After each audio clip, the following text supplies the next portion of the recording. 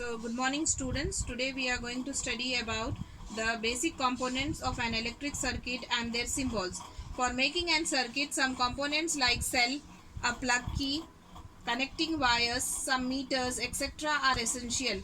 Conventional symbols are used to represent some of the most commonly used electrical components as shown here. Like we will be having the first one, it is given as key. It is an open key. Open key is used to put the current off in the circuit.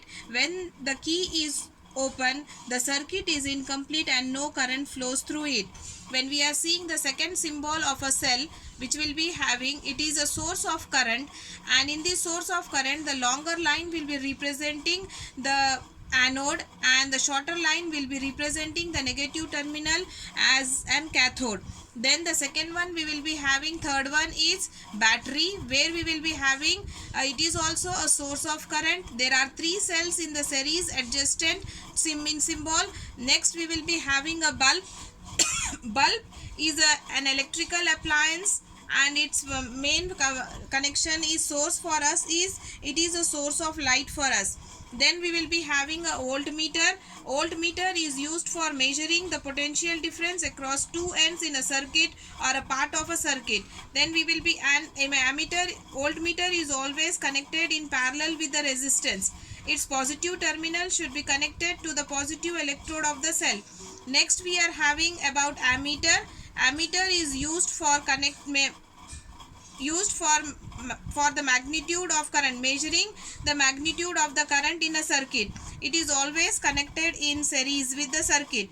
Its positive terminal should be connected to the positive electrode of the cell. Then we are having the resistance. This resistance is used to obstruct the flow of current. Two ends of a wire of known resistance are joined to the two terminals of it. Then we will be having a symbol given of motor. So this is how the electrical symbols we will be using it.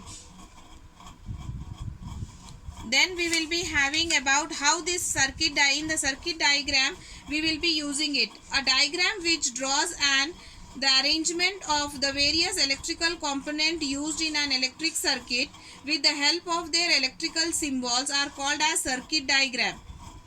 For example, the circuit diagram for an electric current circuit in which a dry cell is being used. Then we are having a switch is there, a bulb is there. This is how a circuit diagram, this is having with the component, and this will be a circuit diagram used. We are going to study about the Ohm's law. In 1826, a German physicist George Simon Ohm by his experiment established a relationship between an electric current and a potential difference in a circuit. The relationship is known as Ohm's law. As you can see here in this picture, we are having a voltmeter, a resistance, an ammeter, and a switch. A switch is been there, battery, a voltmeter is there, a battery is there. A battery's positive is attached to the terminal of the battery, then negative terminal goes here. This is how resistance will be in parallel. This is a resistance, a bulb is a resistance, and we have attached simultaneously two wires to the voltmeter, and this positive terminals comes here of the ammeter, and then ammeter's negative will go to the battery. This is an experimental setup of Ohm's law. Ohm's law is defined as the electric current, the potential difference across the end of a given metallic wire in an electric circuit is directly proportional to the current flowing through the circuit. When the current providing the physical conditions like temperature, pressure remains the same. So I is directly proportional to V and inversely proportional to R. Here this is how the current in will be flowing it in the circuit diagram. A battery, ammeter, voltmeter is there, and the current will be flowing it. Voltage if you want to find out, then it will be IR by formula. Like example, we will be having it here. In this example, a lamp of 12 resistance is being used. Voltmeter is being attached in parallel. Ammeter is in series. Battery's positive is attached to ammeter's positive. Now we will be calculating the current. V is given as 6 volt. R is given as 12 volts for us, 12 ohm resistance.